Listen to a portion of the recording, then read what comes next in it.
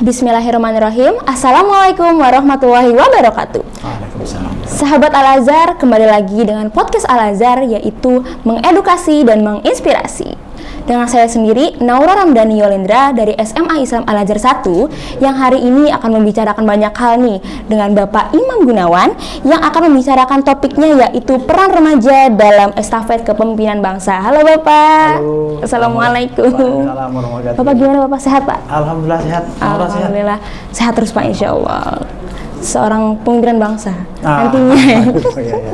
Nah, hari ini Pak, saya mau bicara banyak nih tentang apa sih peran remaja untuk estafet kepemimpinan bangsa nantinya dari segi Kemenpora sendiri nih Pak, gitu. Ya. Nah, saya mau nanya nih Pak, jadi kan untuk sebelumnya nih kami mau menyampaikan selamat Pak, karena prestasi keolahragaan Indonesia ini beberapa bulan ini sangat mengharumkan nama bangsa, alhamdulillah. Nah, kira-kira di bulan ini tuh prestasi apa aja sih Pak yang lagi naik daun banget bahasanya? Ya. Terima kasih Naura. Alhamdulillah saya senang berada di ruangan ini, di acara ini, bertemu dengan Naura di dalam podcast Al-Azhar yang luar biasa.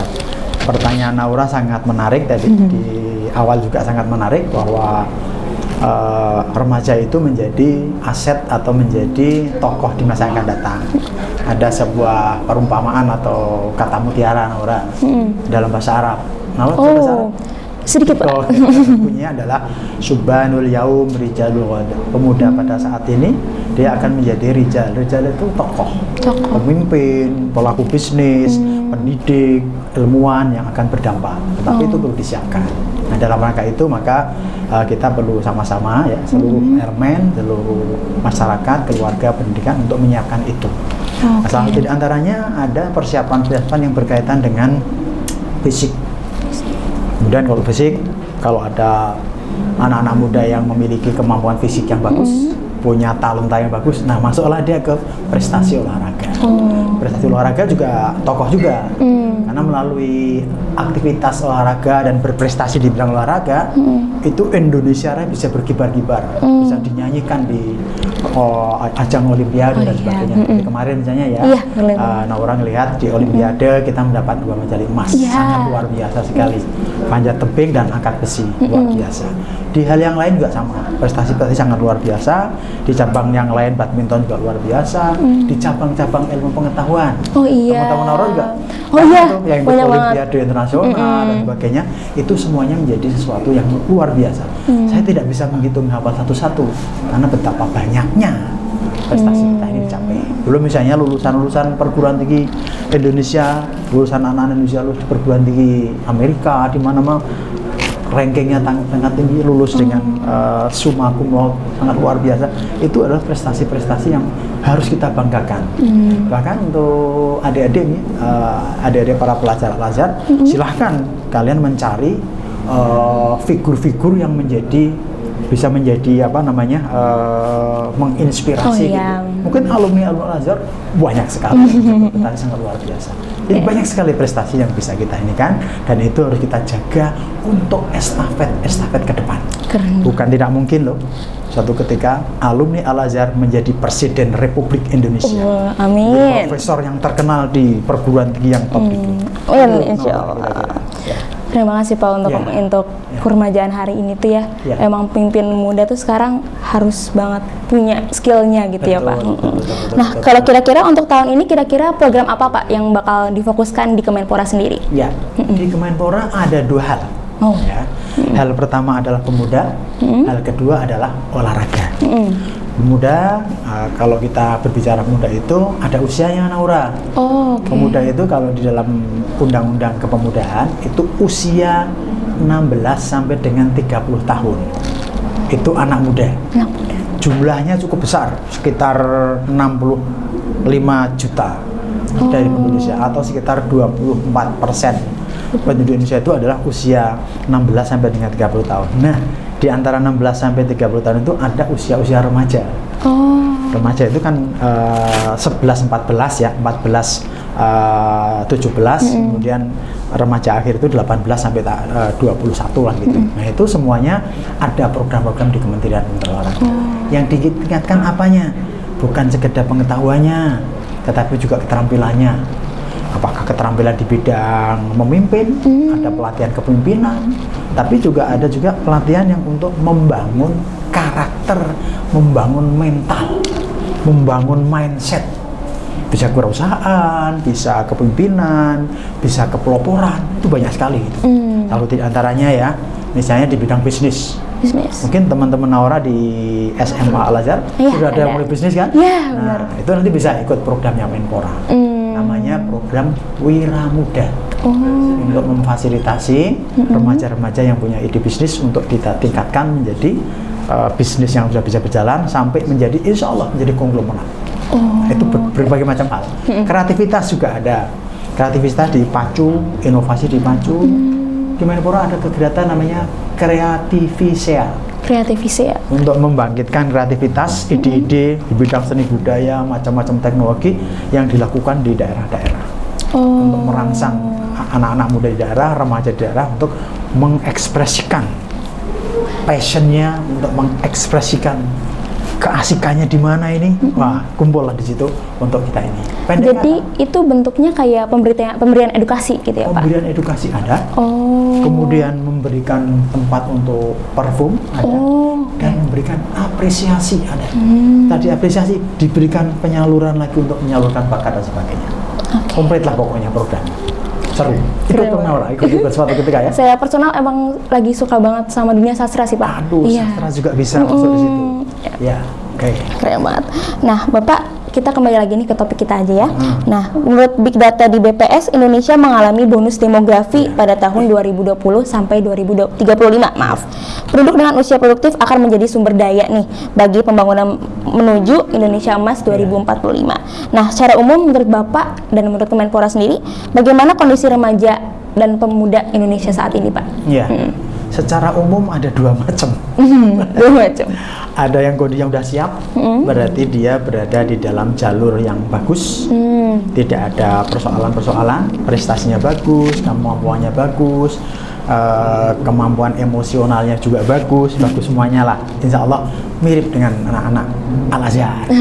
Amin. Tapi ada juga yang sebelah sini ada yang masih berkutat dengan berbagai macam persoalan, kesulitan-kesulitan, mungkin ya terjebak masuk dalam jebakan kejahatan dan sebagainya. Itu banyak seperti itu. Tapi kita harus optimis, Naura. Optimis bahwa kita bergerak dengan yang memiliki potensi yang bagus tadi, prestasi yang bagus, nilai akademis yang bagus untuk kita teruskan terus. Tetapi juga kita harus mewaspadai aspek-aspek yang mungkin bisa merusak dirinya sendiri. Bukan merusak fisik, tapi merusak harga diri, merusak cita-cita, merusak nama baik keluarga dan sebagainya. Itu juga perlu kita inikan. Misalnya ada narkoba. Zaman sekarang yang marak online, ada judi online yang sangat mengerikan, yang membodohkan orang itu. Semua itu bisa menjadi tantangan-tantangan yang harus diinikan untuk generasi muda, remaja ke depan. Intinya adalah insya Allah potensi-potensi anak-anak remaja Indonesia keren, dan kami dari Kemenpora optimis bahwa pada saatnya nanti mereka akan menjadi para pemimpin itu yang luar biasa. Insya Allah. Nah, menurut Bapak sendiri, apa sih yang harus disiapkan oleh kami nih, para pemuda, untuk nanti tuh menanggung beban berat ini, Pak? Jangan beban berat dong. Tantangan. Tantangan dan peluang untuk kita ini kan. Ya betul. Kalau kita ngomong apa yang dilakukan, itu mesti kita berbicara tentang ke depan itu seperti apa. Saat ini seperti apa, ke depan seperti apa. Saat ini kita dipaparkan ya, kita melihat Naura berbagai macam tantangan yang ada, berbagai macam kemudahan-kemudahan yang ada. Misalnya Naura teknologi digital sangat majunya dan sangat memudahkan. Kesempatan belajar sangat banyaknya, sangat luar biasa sekali. Kemudian keadaan misalnya keinginan pemerintah yang ingin memajukan anak muda sangat terbuka luar biasa. Itu harus dimanfaatkan seoptimal mungkin. Apa yang perlu ditingkatkan? Satu, pengetahuannya. Aspek, kalau bahasanya bapak-bapak guru namanya aspek kognitifnya. Pengetahuannya agar dia cerdas. Cerdas, bisa berpikir logis gitu, bisa berpikir kritis, keren pemikirannya gitu. Tapi tidak hanya cukup cerdas tapi juga punya emosi yang keren. Ya sadar diri, potensi dirinya seperti apa, itu juga tahu dia. Oh, aku seperti ini, keunggulan yang diberikan oleh Tuhan seperti ini. Kemudian keterbatasanku seperti ini. Oh, tapi sebetulnya bukan keterbatasan, tapi ini adalah sebuah peluang. Bukan disable, bukan tidak bisa, tapi kebisaan yang berbeda. Ya kan, misalnya ada orang yang tangannya kurang, tapi sebenarnya dia punya keunggulan. Tapi ada satu lagi yang perlu ditambahkan. Setelah itu harus ada yang namanya membangun namanya attitude and behavior, sikap dan perilaku. Jadi ada kognitif, pengetahuan, keterampilan, dan sikap dan perilaku. Inilah akhlak mulia, budi pekerti itu. Itu semua disiapkan. Untuk apa, Naura? Tadi bonus demografi, sementara tantangan global, persaingannya luar biasa, Naura. Bahaya-bahaya melalui teknologi digital luar biasa, faham-faham yang merusak Indonesia sangat luar biasa. Maka dengan kecerdasan itu insya Allah, maka para remaja, para pemuda itu insya Allah bisa menghadapi itu. Nah, ini sekolahan ya, di sekolahan belajar, berkumpul dengan teman-teman untuk mengembangkan potensi-potensi yang keren yang ada dalam diri remaja itu, gitu loh. Sehingga bonus demografi menjadi barokah, menjadi berkah, bukan menjadi laknat, bukan menjadi prahara, tetapi menjadi sesuatu yang membahagiakan bangsa dan Indonesia. Masya Allah. Satu di antara adalah Naura. Amin, Masya Allah. Saya dengar dari tadi udah kayak, wah iya harus begini. Saya dengar gitu, Pak. Nah, kita coba ngungkit kita lagi tentang remaja, Pak. Iya. Jadi ada satu hal yang saya sendiri, jujur saya juga masih ngulik lagi tentang saya itu gimana, yaitu kecerdasan mental, Pak. Kecerdasan mental. Jadi kalau kecerdasan sendiri itu ada 3 ya, Pak. Dari intelektual, emosional, dan mental. Nah, saya mau nanya nih, Pak, apa akibatnya kalau ada remaja yang nggak bisa stabil gitu, Pak, nggak bisa stabilin 3-tiganya? Mungkin ada yang kurang di emosionalnya atau di intelektualnya malah. Menurut Bapak gimana? Wah, ini pertanyaannya yang sangat keren. Ini pertanyaan seorang profesor ini. Ya betul. Itu adalah karunia Allah Subhanahu wa Ta'ala kepada kita sebagai manusia. Selain diberikan fisik, Allah memberikan ada hati, ada pikiran, ada hawa nafsu, dan sebagainya. Kemudian tadi disimpulkan oleh para ahli, ada yang namanya kemampuan intelektual berkaitan dengan berpikir logis, kreatif, memecahkan persoalan, gitu kan, menjawab persoalan-persoalan dan sebagainya, cerdas, matematika, kimia, cerdas. Cukupkah kecerdasan itu? Belum cukup. Harus ada yang satu lagi namanya emotional intelligence atau emotional quotient atau kecerdasan emosional. Bagaimana kecerdasan emosional itu, Naura? Bagaimana Naura mengenali ya perasaan-perasaan yang ada dalam diri kita, potensi-potensi diri kita dikenali, ya, perasaan itu, emosinya dikenali, kemudian bisa dikontrol, dikendalikan emosinya, nggak meledak-meledak gitu-gitu, kemudian bisa diaplikasikan di tengah-tengah masyarakat. Supaya apa? Supaya ini kan masyarakat nih, sosial ini kan sangat dinamis gitu, Naura, macam-macam gitu kan. Ada yang kita seneng, ada yang kita seneng, ada yang orang yang benci kita, ada yang keadaan wah sebel banget, ada yang macam-macam. Nah, ini kalau tidak punya namanya kecerdasan yang mental ataupun emosional tadi, kita mudah terganggu. Jadi wah kita terganggu nih, wah mengganggu kita dong ya. Nah, itu menjadi penting ya, kecerdasan emosional. Bagaimana kita bisa mengelola perasaan, mengenali perasaan kita, mengelola perasaan kita, dan bisa menginteraksikan, bisa mempraktekkan perasaan kita dengan orang. Yang terakhir yang Nora sebutin namanya spiritual atau mental spiritual itu penting juga. Untuk apa, Nora? Kalau misalnya kita sama-sama udah melakukan sesuatu, kita ketemu apa maknanya. Misalnya Nora nih bikin kegiatan rame nih untuk misalnya memberikan apa ya, bakti sosial ya. Apa artinya? Oh, ternyata bakti sosial itu bentuk sebuah kepedulian kita, tugasnya dari Allah Subhanahu wa Ta'ala untuk berbagi kepada sesama. Nah, itu menjadi penting semuanya. Jika hanya yang faktor intelektualnya, kita bisa membunuh kecerdasannya untuk menipu, ya kan? Terutama nih, cerdas tetapi juga secara emosional juga bagus. Emosional bagus ditambah dengan spiritual bagus, maka kalau menurut bahasanya para bapak-bapak guru, namanya menjadi insan kamil. Insan itu manusia, kamil itu sempurna. Di mana otaknya, perasaannya, emosinya, akhlaknya sudah oke. Nah, itulah kayak saya membaca belajar dari Al-Azhar, itulah sasaran Al-Azhar. Anda ingin berusaha sekuat tenaga menjadi bagian untuk melahirkan generasi remaja yang menjadi insan kamil. Toh. Amin, insya Allah. Iya Pak. Ya. Oke, tadi saya sempat mendengar kalau misalnya kecerdasan emosional itu tadi ada tujuannya Pak. Ya. Tujuannya untuk biar kalau misalnya nggak menggebu-gebu ya Pak, Ya, betul. emosinya. Ya. Nah, menurut Bapak di remaja saat ini bagaimana sih cara ningkatinnya? Mungkin ada beberapa dari kita, nggak semua orang bisa mendapatkan lingkungan yang baik Ya. atau bersekolah yang baik. Ya. Jadi bagaimana untuk bisa ningkatinnya Pak? Ini pertanyaan keren nih. Betul bahwa kita bisa mengukur nih kalau komponen ya, kalau kecerdasan emosional itu intinya pasti adalah tentang kesadaran diri. Kita sadar diri kita itu seperti apa dan sebagainya, kulit kita seperti apa, hidung kita seperti apa, perasaan kita seperti apa, kita sadar diri ya. Oh, aku kayak gini. Jadi kalau melihat misalnya orang lain kok berbeda, ya nggak apa-apa. Wong aku udah seperti ini, aku seperti nggak apa-apa. Sana kulitnya kuning, aku kulitnya hitam, ya nggak apa-apa, mau seperti ini. Sadar diri. Tapi kalau kita nggak sadar diri, aduh sedih banget, kenapa ya kulitku kok hitam, sana kok cakep. Nah, itu belum ada self awareness. Kemudian ada juga namanya kemampuan kita untuk mengontrol diri, self regulation namanya. Bagaimana kita mengatur diri kita, sadar diri bahwa perasaan-perasaan itu juga harus dikendalikan. Ya kan?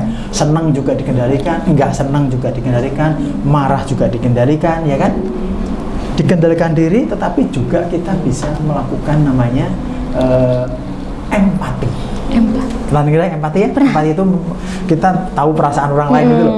Nah, kalau orang lain kan juga punya perasaan juga, punya emosi juga. Yeah. Nah, yang namanya kecerdasan emosional itu dia tuh tahu emosi kita dan tahu emosi orang lain. Kalau orang lain sedang meledak emosinya, ya nggak usah kita ladenin lah, gitu kan? Yeah. Artinya kita bisa meredam emosi kita bisa mengontrol emosi kita sendiri untuk berinteraksi dengan orang lain, untuk bergaul, bersahabat, curhat-curhatan dan sebagainya. Nah, itu kemampuan itu amat penting. Biasanya nanti kalau sudah kemampuan mengelola diri oke, kemudian juga mengenal masyarakat juga oke. Masyarakat kan banyak nih, ada orang tua, anak muda, yang nakal, yang nggak nakal, yang nyebelin, yang macam-macam. Ini kalau muncul semua perilakunya ke kita, kan kaget kita nih. Iya. Kaget banget kita ini. Nah, kita kalau yang mempunyai kecerdasan kecerdasan emosional itu kita mampu. Oh, dia sedang marah, kita diam dulu. Oh, dia sedang mencurahkan keinginan hatinya, kita diam dulu. Nah, gitu-gitu kayak gitu. Yeah. Nah, kemudian yang berikutnya lagi adalah betapa pentingnya kesadaran emosional itu untuk kesuksesan kita. Kalau kita nggak memiliki kecerdasan emosional, nggak bisa menahan emosi, kita mudah terganggu. Sedang belajar diganggu sedikit, nggak belajar. Yang rugi siapa? Kita. Ya kan? Betul ya? Betul. Kita misalnya sedang makan enak-enak, ada yang bilang, alah lu makannya kayak gua dong, perginya ke rumah makan yang keren, resto yang keren, nggak zamannya, tenang saja. Gitu. Kalau enggak terpancing gitu, waduh, kan duitnya sedikit, gimana dong caranya? Negatif kan? Bisa nyuri, bisa ngulik uang mana, bisa mana-mana, jangan-jangan malah lari, nggak bisa menguasai emosinya, judol. Innalillah la haula wala quwata illa billah, hancur. Gara-gara apa? Gara-gara dia emosinya tidak stabil, terpengaruh oleh temannya. Biarin temannya sendiri, kita sendiri punya masalah sendiri, punya kekhususan sendiri. Allah Subhanahu wa taala sudah memberikan kekhususan masing-masing kepada kita semuanya. Gitu kira-kira kayak gitu. Ternyata dengan hal-hal sedikit kayak curhat-curhatan itu bisa bikin kemampuan nantinya ya Pak? Betul. Nah, itu kan kecerdasan emosional itu di situ. Kecerdasan pada saat kita terganggu oleh faktor-faktor dari luar itu, kita bisa meredam diri kita dan kita bisa melakukan aktivitas yang aman buat kita, tapi aman buat orang lain. Kalau ini di sini jadi ada yang sedang terganggu emosinya, tidak terganggu gitu, maaf saja. Gitu orang aman. Oke, saya tadi cukup banget Pak, gitu keren banget aja untuk jawabannya. Saya mau tanya-tanya lagi nih Pak untuk lingkungannya nih, misal lingkungannya. Nah, ada satu aspek yang paling mempengaruhi remaja saat ini Pak pastinya. Nggak saat ini juga sih, akan selalu. Apa kira-kira peran orang tua Pak? Peran orang tua tuh bisa ngapain aja sih untuk membangun kecerdasan emosional di remaja itu Pak? Iya, amat sangat penting sekali dan urgent. Banyak sekali ya. Amat sangat penting sekali, urgent, banyak sekali. Penting sekali. Kenapa? Orang tua itu kan kebanyakan seperti di rumah kita. Meskipun kita bertemu orang tua di luar, tetapi itu kalau begitu kita ketemu orang tua adalah kita ketemu dengan suasana keluarga di rumah. Nah, keluarga itu, Naura, bagi saya yang sudah dewasa begini, memandang bahwa keluarga itu rumah. Rumah itu tempat kembali, tempat untuk mendapatkan ketenangan, kedamaian, tempat untuk mendapatkan jawaban-jawaban yang pas. Di situ perannya orang tua. Orang tua menjadi amat penting buat pertumbuhan emosional anak-anaknya. Betapa pentingnya orang tua, bukan orang tua saja, tetapi juga anggota keluarga. Itu penting banget. Utama penting. Karena kalau ada apa-apa, di sekolah ada apa-apa, pulang sampai ke rumah ketemu orang tua. Kalau orang tuanya ini enggak misalnya agak keliru gitu. Misalnya ada temen Naura ini di sekolahan, ada masalah dengan temennya misalnya, sedikit selekan atau sedikit nggak cocokan, marah-marah, lapor sama orang tuanya marah juga ya. Oh iya. Ya kan? Kamu siapa yang ini? Ayo kita labrak ke sekolah. Kita laporkan ke Pak Polisi. Kan repot jadinya. Jadi anak remaja tidak mendapatkan penjelasan yang cukup. Emosinya malah terbakar. Maka peran pentingnya keluarga adalah memberikan suasana perkembangan emosi yang nyaman dan pas untuk anak-anak. Kalau misalnya ada anak yang sedang marah-marah, orang tuanya diamin dulu, dengerin tuntas, baru berdiskusi. Oh gitu, ya sudah, kan ada kesempatan lain, bukan begitu maksudnya, kayak gini. Orang tua menjadi amat penting. Tapi yang lebih penting lagi adalah namanya kelompok sebaya, grup teman-teman kelompok. Gengnya, circle-nya atau bahasanya keren, bahasa Pak Guru namanya ekosistemnya. Oh, ekosistem. Ekosistem itu lingkungannya. Lingkungan circle itu penting banget. Makanya teman-teman Al-Azhar, teman-teman Naura perlu juga mencari circle-circle yang positif. Jangan mencari circle yang negatif. Bagaimana cara menilai circle itu bisa positif, bisa negatif, Pak Yoyo? Caranya gimana? Boleh cerita sama guru, bisa cerita sama orang tua. Pak, Bu, Pak, Mama, Umi, Abi di rumah. Saya di sekolahan ada teman saya kayak gini. Wah, asik dulu ini. Cerita sama ibu, nanti ibu, bapak atau siapa bisa memberikan masukan untuk memilih circle yang keren, yang bagus untuk perkembangan emosional kita. Jadi sahabat Al-Azhar, tadi kita sudah banyak belajar nih tentang kecerdasan emosional dan betapa pentingnya kecerdasan emosional itu untuk nanti para remaja kita nih. Nah, Bapak, saya mau tahu dong lagi tentang nanti remaja itu kan akan jadi pemimpin ya. Kira-kira apa saja hal yang harus kita siapin atau apa profil ideal untuk kita nantinya bisa jadi pemimpin, Pak? Ya, wah, ini pertanyaannya juga mengerikan. Jadi ini Nara. Jadi untuk menjawab itu harus dijawab dulu dengan apa ya karakter dan pekerjaan pemimpin itu. Oh iya. Pemimpin adalah orang yang mencari, memecahkan persoalan. Untuk menjawab persoalan itu pemimpin, kemudian dia menggerakkan orang-orang yang dipimpinnya untuk bersama-sama memecahkan persoalan itu. Itu tugas pemimpin. Jadi ada cerdas, dia punya daya analisa yang kuat, ya, berpikir kritis, juga punya kemampuan merumuskan masalah, tapi dia juga bisa menggerakkan masyarakat, bisa menggerakkan orang lain yang dipimpinnya, bisa memotivasi orang lain untuk bergerak, bisa mencari terobosan berbagai macam, luar biasa. Karena tugas pemimpin bukan hanya mencari solusi saja dan menggerakkan, tapi pemimpin harus menjadi pelopor di dalam memecahkan persoalan itu.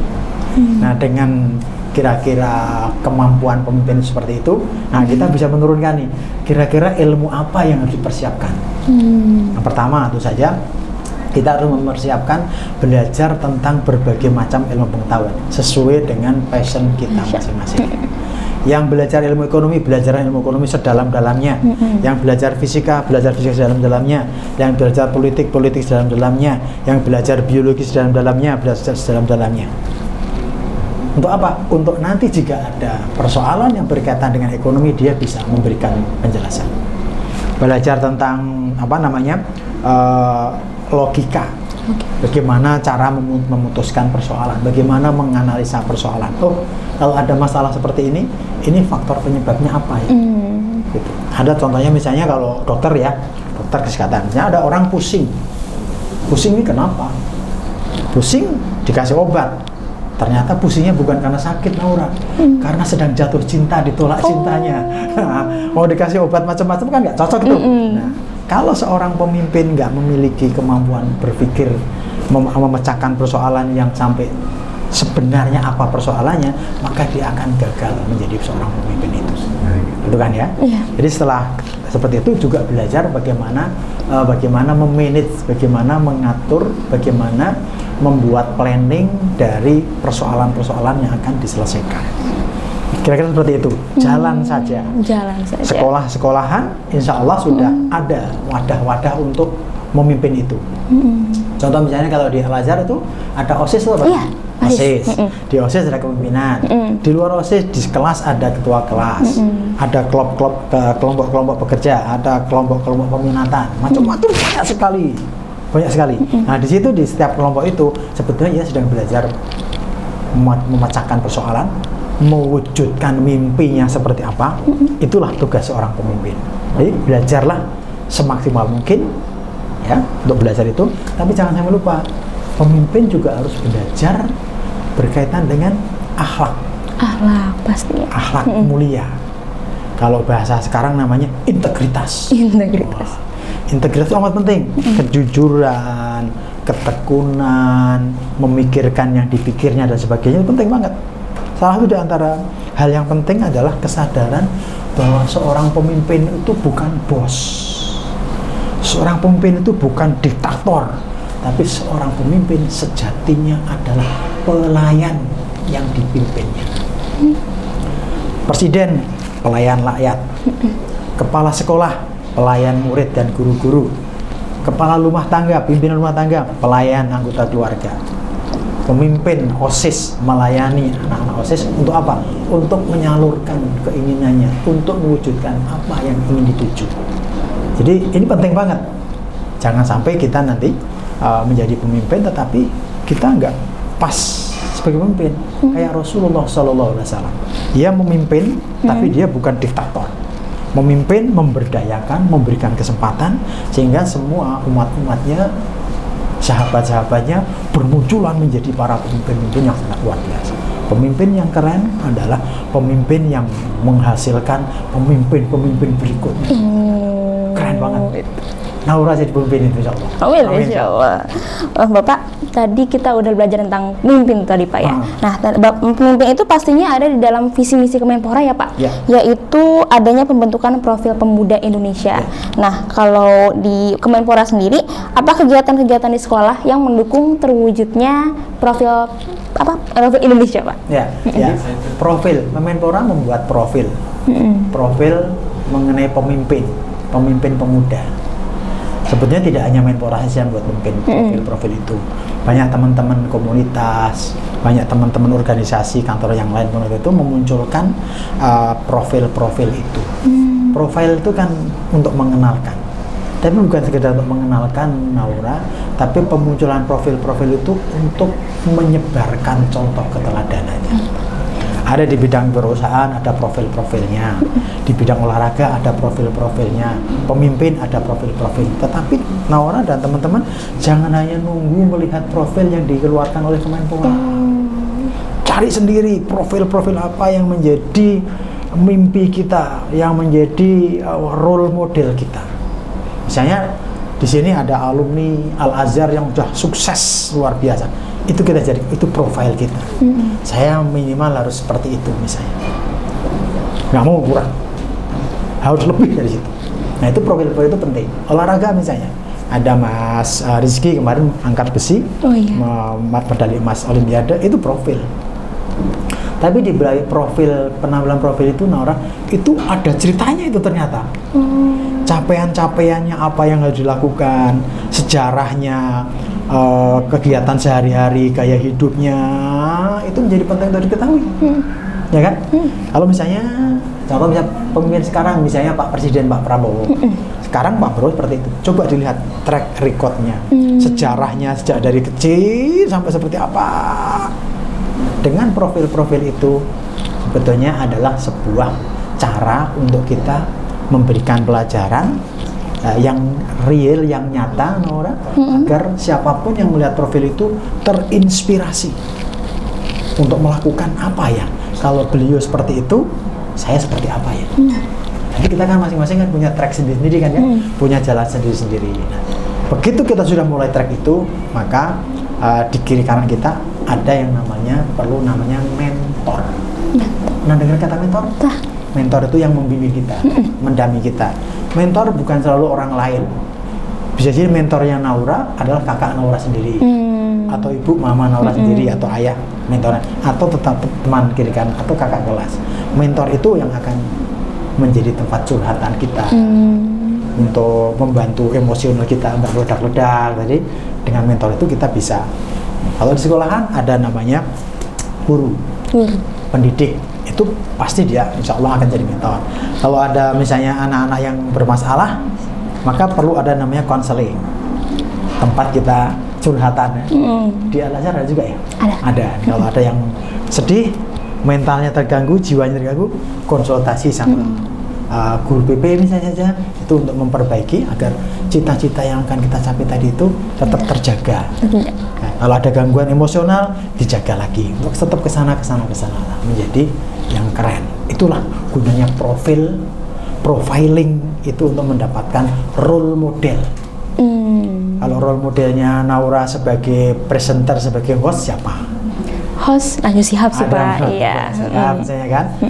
Siapa bisa profil seperti itu, pelajari cara ngomongnya dan sebagainya. Nanti insya Allah akan menjadi suatu.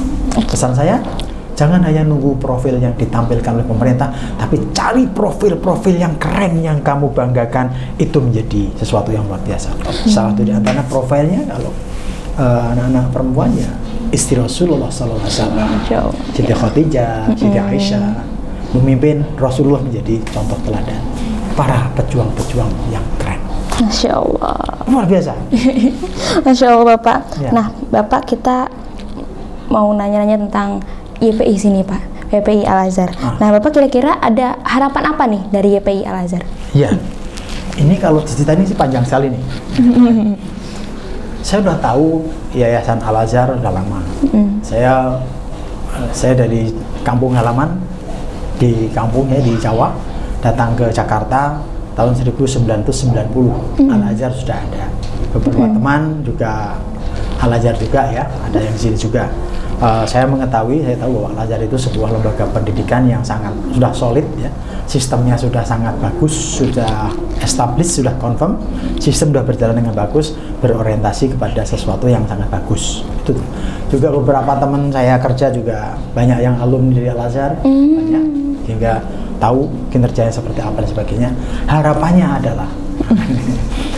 adalah Al-Azhar dengan dengan kondisi yang sudah seperti ini bisa mengembangkan lebih kembang lagi, melihat situasi dan kondisi saat ini yang perkembangannya yang sangat luar biasa ya, teknologi digital sangat luar biasa, keregangan hubungan sosial yang luar biasa, potensi konflik yang sangat luar biasa, kemudian kesulitan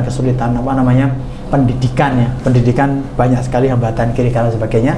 Saya berharap dan yakin bahwa Al-Azhar mampu membuat inovasi-inovasi, mampu membuat pembaharuan, metode-metode, cara-cara untuk menyampaikan sesuatu yang esensial.